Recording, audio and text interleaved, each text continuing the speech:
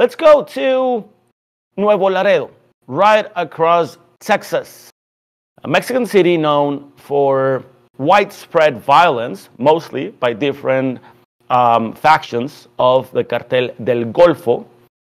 Let's watch this video. I want to show you a video that you're going to find interesting, probably shocking, probably not, but I want to hear your opinion on it. So let's roll this video.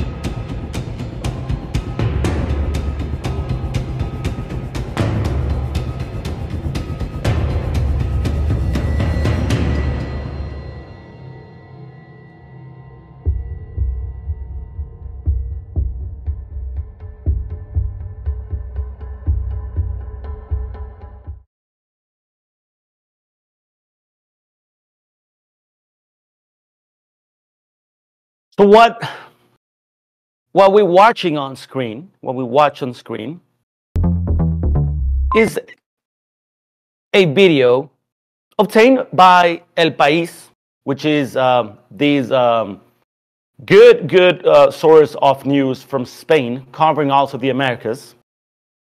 And they managed to get a hold of a video showing some unlawful killing by the Mexican army.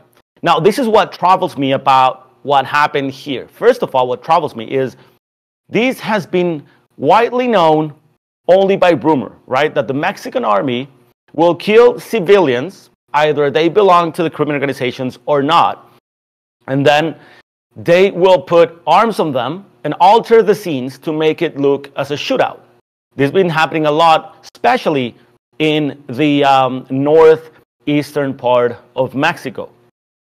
Now, the other thing that troubles me is that what do you do in a place that is absolutely overtaken by these criminals? These guys allegedly first had a shootout with the Mexican army before crashing their vehicle and then getting the Mexican army showing up. And then it looks like when they're grabbing the civilians, the armed civilians out of the pickup truck, they take out a heavy weapon. It looks like a 50 caliber. Could be mistaken, but then again, that's what it looks like. And then it seems that they got fire from someone else, probably some more people trying to rescue those guys. But then after that, we see some of the Mexican army members shooting to the side where the armed civilians are lined up against a wall. Allegedly, what the article says is that the army literally shot dead or executed these guys when they were actually unarmed. I mean, while they were lined up, they didn't have arms on them. Then they removed handcuffs, some of them had, and then they put weapons on them, on their bodies, to make it look like it was a gunshot. This is troubling. This is troubling for all sides. This is troubling for civilians, because then it means that we're now facing another criminal power with uniform, right? The Mexican army.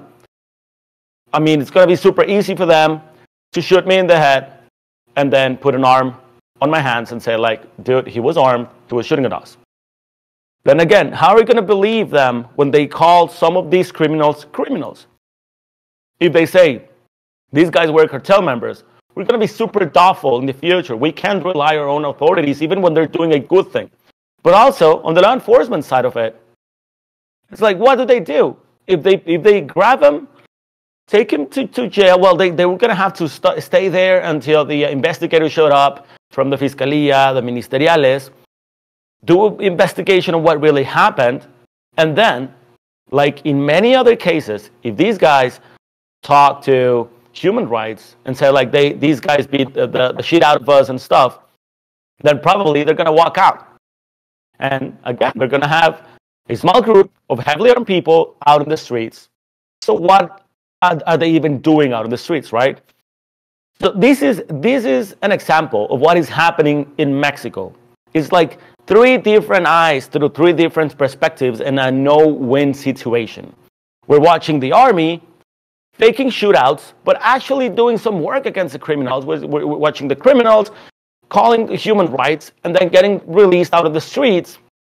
And us as civilians, we can't believe or trust any of those two sides as being sided with us.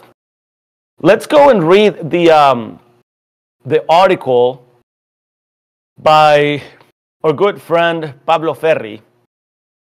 Video shows apparent extrajudicial killings by the military in Mexico.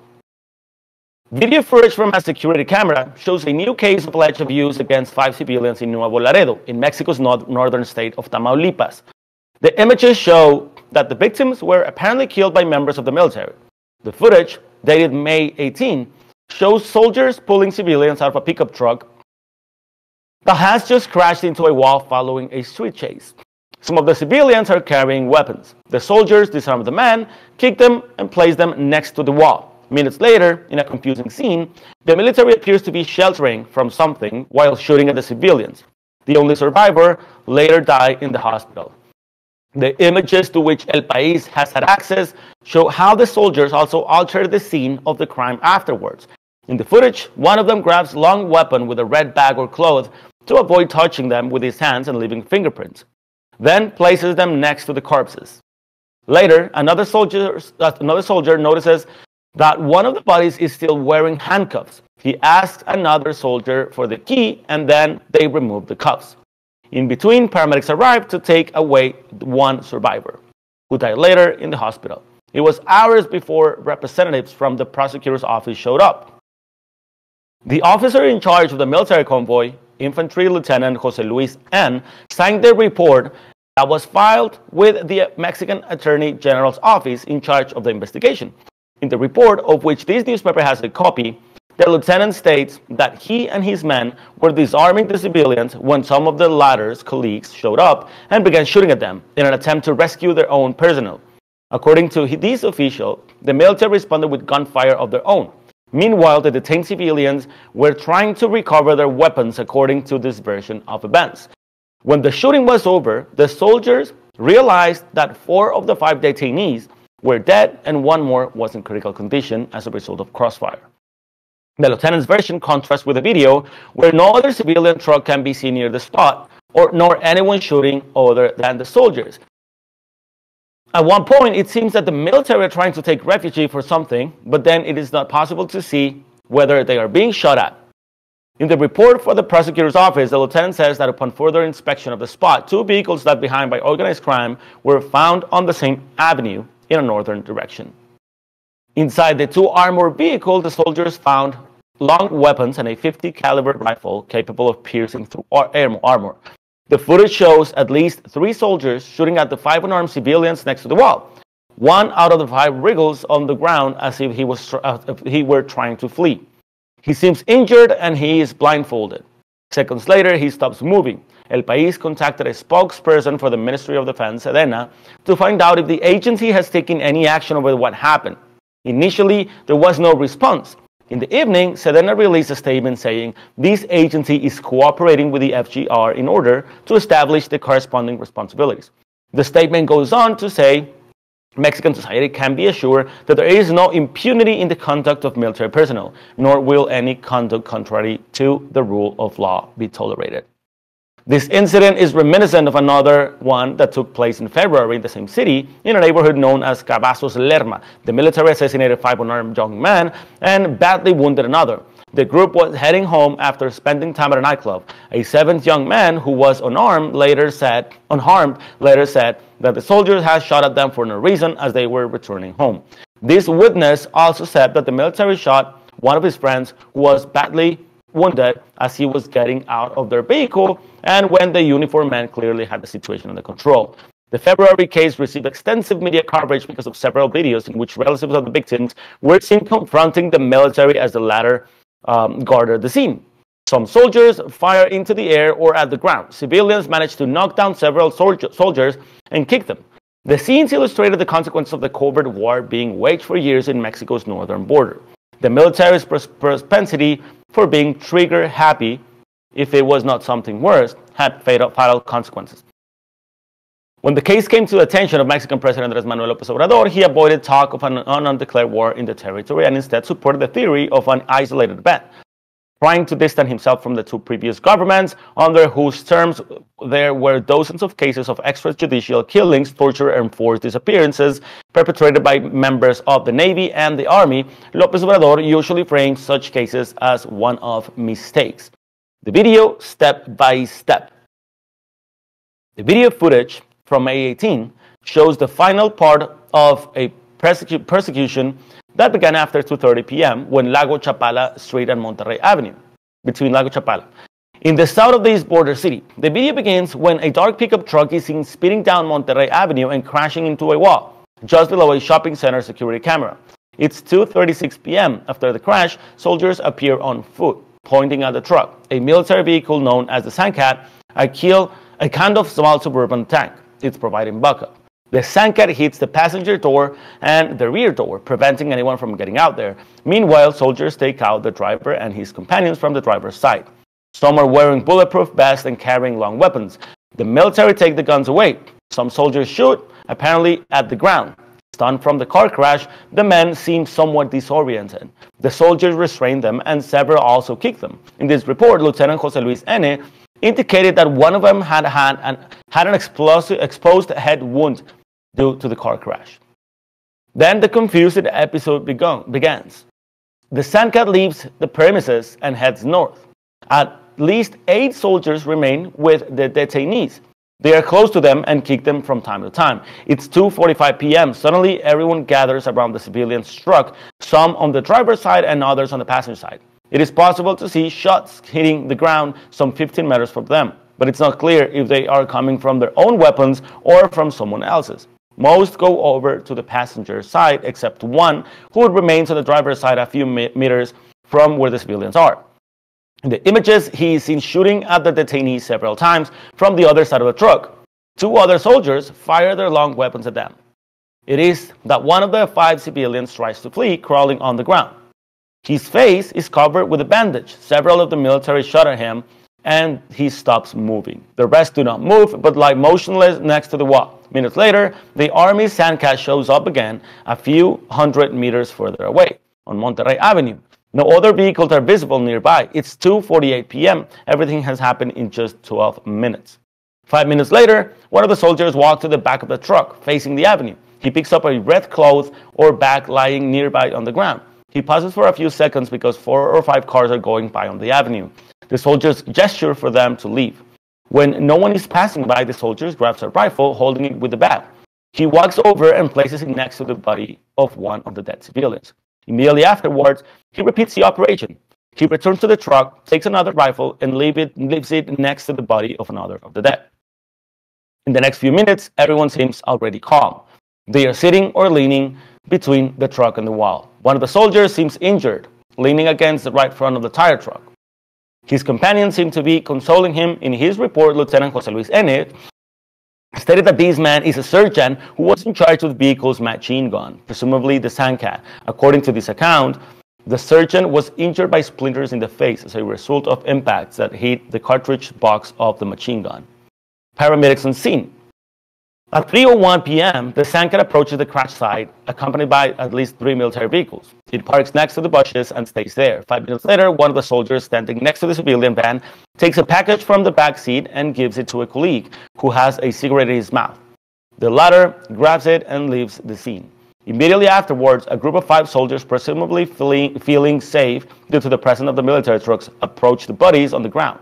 They touch 2 with their feet. One of them seems to be still alive. Seconds later, the soldiers walk away. At 3:14 p.m., one of those 2 men on the ground, dressed in white, is seen moving his arms. No one approaches the dying man. He moves his arms, his feet, while the soldiers look at him from a distance. They seem to realize that they have made a mistake. The soldier who previously placed weapons near the bodies also left one near the wounded man. But the civilians seem to have no strength left for anything. At 3:17 p.m., 6 soldiers approach him, one carrying a black backpack, another taking aim at him, just in case he grabs the rifle. But he doesn't. It's not clear what comes next. In his report, Lieutenant Jose Luis N. says that a military doctor administered first aid to the wounded man and that meanwhile they called an ambulance. The statement says that the medical vehicle arrived at 3:45 p.m. By then, the soldiers have already cordoned off the scenes with yellow tape. The ambulance arrives and 4 paramedics take the wounded civilian away to the stretcher. Later, they found another truck on Arandillo Street. The military found nothing inside that one, but it had bullet holes. The lieutenant's report says that those trucks were the ones that were trying to rescue the 5 detained civilians. The report states that at that moment, after 4 p.m., they called the FGR's office in Nuevo Laredo to report the matter. While they waited, the military tried to clean up any trace of wrongdoing. At 4:28 p.m., one of the soldiers notices that one of the 4 dead civilians left by the wall is wearing handcuffs. He asks for the keys and takes off the cuffs. Another soldier watches. After a while, experts and prosecutors from the FGR arrive at the scene. This case made waves in Nuevo Laredo, not because of the possible execution, but because of the number of alerts it generated on social media that day. The street action that ended with the car crash and the alleged killings rocked to the south of the city. In video shared on social media, local residents are seen lying on the ground, sheltering from the bullets. Mayor Carmen Canturosas asked the population not to leave their homes or workplaces. As usually happens in these cases, the noise subsided into a subsequent silence from authorities. So crazy developments. There is a lot of lying from everyone. What will these armed civilians say if they were alive? What would they say? They will probably say something like, we're doing nothing, we stopped, and this guy literally started shooting at us. Yesterday, we talked about how people are fed up by gangs in places like Haiti and several other places in South America. Well, the same case is happening in Mexico. Some of you threw in some question talking about how the Mexicans should be responding back to the cartels, which is basically impossible. But this is troubling for also another 2 reasons. One is this is going to have a widespread opinion from Mexican civilians saying, dude, this is what you got to do. Take him out. We don't give a shit, right? Now, us as journalists, we need to get to the truth of it. And the truth of it is like, yes, Mexico is facing an ugly war with a wide presence of armed men, of cartel members, right? But the army needs to comply. But in order for the army to comply, we need to have a state of law, right? We need to have a proper institution that takes these men into jail. Imagine this happening in the U.S., right? Our men should have the National Guard somehow they survive. Somehow the National Guard, they don't respond with a riddle of bullets. They get stopped. Probably they're going to be in jail for a good while. Well, this is not happening in Mexico, right? First of all, the Mexican army is between 2 troubled opinions, right? The Mexican army's top chief is the Mexican president, and his theme has been, his motto has been, abrazos no balazos, right? Hugs, not bullets. But again, these guys are facing a real and very dangerous threat out in the streets. If they're sent to a war zone, imagine a soldier being sent to Middle East, a war zone, and then being asked not to shoot their arms. I mean, they have all the right to quit, right? They have all the right to say, like, you know what? I don't give a shit. I'm not going to be at a war with my gun if I can't use it against these criminals. Again, my opinion is these guys are criminals. We watch them. We watch the guns they have. If the news articles, for the sake either of journalism or of public opinion, are not going to state that these guys were not, we can't call these guys armed civilians. These are cartel members. These are criminals. Well, I'm going to put a step forward and say these guys were absolutely criminals. Well, the Mexican army members were also criminals, right? What they're doing is absolutely criminal. Putting guns on dead bodies, handcuffed men, this is absolutely unacceptable. But again, what is the answer around this problem that we have in Mexico? Should these guys be let go just to be put out on the streets again? And then the soldiers are going to face retaliation back again? They've been fighting these guys forever. Now, this article calls the army happy trigger. When you are in a place like Nuevo Laredo and you have a tag on you because you are the Mexican army, you have uniform, you have the military vehicle, you're a target. You're not happy trigger. I'm probably sure that you're trying just to defend your life. When they talk about this other incident that happened on February, well, yes, first, the public opinion wanted to place these kids as innocent guys who were just having fun at a nearby bar. Turns out, most of those guys were sicarios under the service of the Cartel del Golfo, right? Some of them were posting photos with heavy weapons and Cartel del Golfo, letters and shit, like propaganda, right? So this is problematic. And the second thing that is problematic to Mexico is that Mexico is giving all of its trust, all of its money, all of the power to the Mexican army. And this is gonna begin a heavy backlash against the Mexican new project, which is the army. Mexico handed over basically the country to the Mexican army. First of all, because it is the less corrupt of all of the institution. Not saying they're not corrupt. They're just the less corrupt of all of the other institution, only because of the structure that the military is.